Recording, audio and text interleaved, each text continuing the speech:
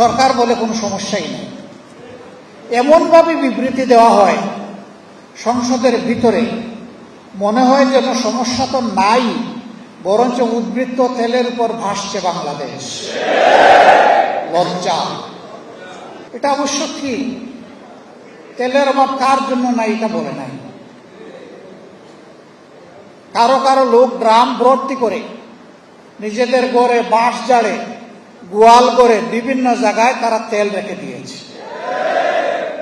পাম্পে তেল পাওয়া যায় না, লেখা আছে তেল নাই বন্ধ, কিন্তু ওখানে গেলে তেল পাওয়া যায়। 120 টাকা দামের তেল ওখানে গেলে 300 টাকায় পাওয়া যায়। সরকার কেন সবাইকে নিয়ে কুলামনে বসছে না? বাস্তব অবস্থা কেন তুলে ধরছে না? আমরা সবাই এই সংকট নিরসনের অংশীদার হতে চাই। আমরা তো সংকট তৈরি করতে চাই না, কিন্তু কি জানি শুধু একটা লুকোচুরি সব ব্যাপারে আমরা লক্ষ্য করি। কি একটা অস্পষ্টতা। যদি ঘরে বসে থাকে, তাকে যদি বলা হয় ঘরে বসে ক্লাস করো, শিশুরা হচ্ছে চপলা চঞ্চল। ক্লাসরুমে ঢুকে একটা মাত্র বা দুইটা দরজা, শিক্ষক খেয়াল রাখেন কে নড়াচড়া করে আর কে মনোনিবেশ করে, কিন্তু সে যখন স্বাধীন থাকবে তারে দেখবে কে? সে যদি ডিভাইস টেবিলের উপরে ফেলে রেখে গিয়ে খেলতে লাগে, তাও তো করার কিছু নেই। ঘুমাইয়া পড়ে, তাও করার কিছু নেই। যদি তারা খুনসুটি খেলে ভাই বোনেরা, তাও করার কিছু নেই।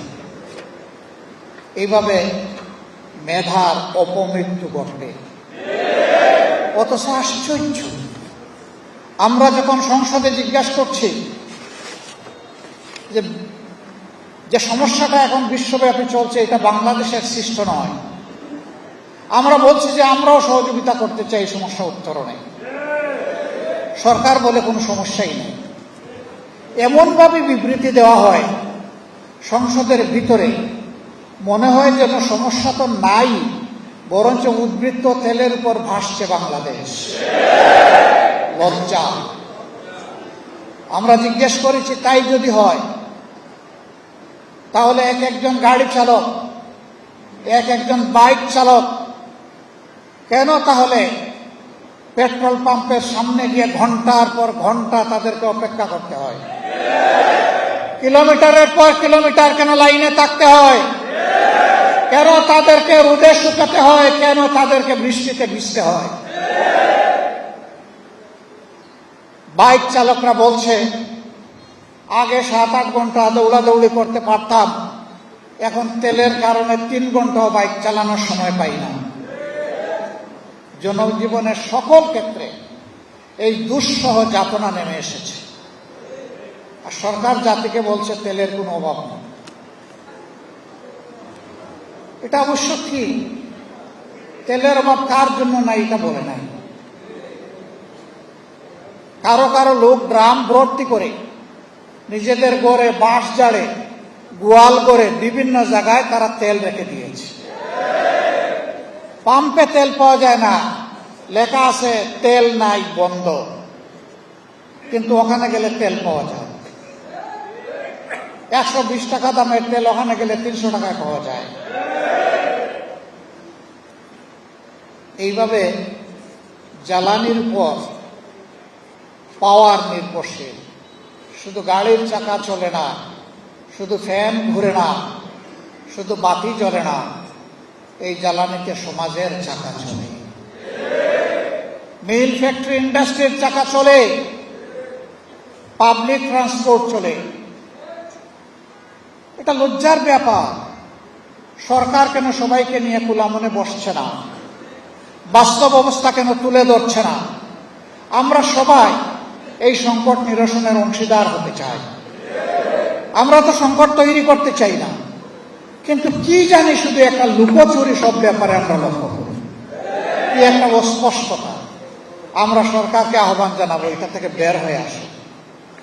আপনারাই বলছেন সবাই মিলে বাংলাদেশ, সবার আগে বাংলাদেশ, মিলে জিলে বাংলাদেশ। তো কোথায় সবাই মিলে বাংলাদেশ? তা তো আমরা দেখতে পাচ্ছি না। ইতিমধ্যেই সবাই মিলে বাংলাদেশ চ্যাপ্টার আউট হয়ে যাচ্ছে। আপনারা দেখেছেন একটা নির্বাচিত সরকার প্রতিষ্ঠিত হওয়ার পরে ইন্টারিম গভর্নমেন্ট বা তার আগেও এইরকম প্রশাসকের ছড়াছড়ি ছিল। এখন সব জায়গায় প্রশাসক বসিয়ে দেওয়া হচ্ছে। সিটি কর্পোরেশন, মিউনিসিপ্যালিটি, উপজেলা পরিষদ, জেলা পরিষদ, পর্যায়ক্রমে আরো নিচে যাবেন কিনা উই ডোন্ট নো। সবাই মিলে বাংলাদেশ এতগুলা প্রশাসক নিয়োগ করলেন। এমনিই তো এটা হওয়া উচিত নয়, এমনিই সাংবিধানিক কারণে এটা বেআইনি। সংবিধানে লেখা আছে বাংলাদেশের সকল স্তরের স্থানীয় সরকারে শুধুমাত্র নির্বাচিত জনপ্রতিনিধিরাই দায়িত্ব পালন করবেন। আপনারা সব জায়গায় বসিয়ে দিচ্ছেন প্রশাসন, সব দলের লোক। কেউ কেউ জাতীয় সংসদ নির্বাচনে অংশগ্রহণ করেছেন, এখানে তারা সফল হননি, জনগণের ম্যান্ডেট পেতে সমর্থন পাননি। এখন তাদেরকে আরো বড় বড় জায়গায় বসাই দেওয়া হচ্ছে।